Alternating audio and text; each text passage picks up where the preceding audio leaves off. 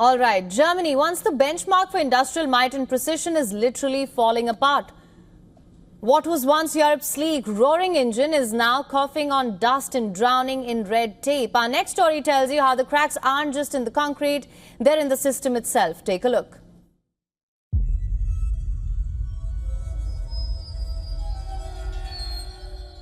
The country once revered for its autobahns and engineering prowess now finds itself lurching under the weight of its own neglected infrastructure.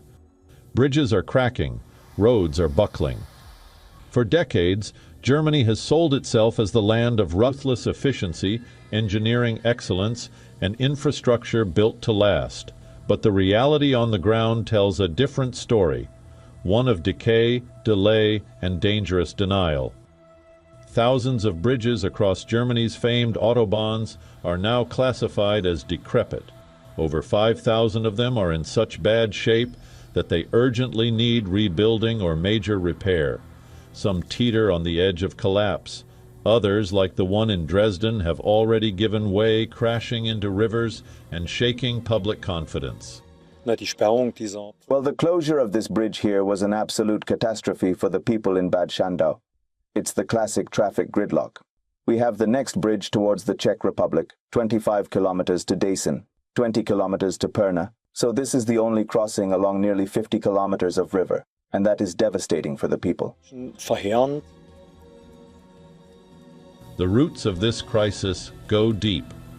Much of Germany's post-war infrastructure was built quickly and cheaply, a necessary compromise in the economic boom.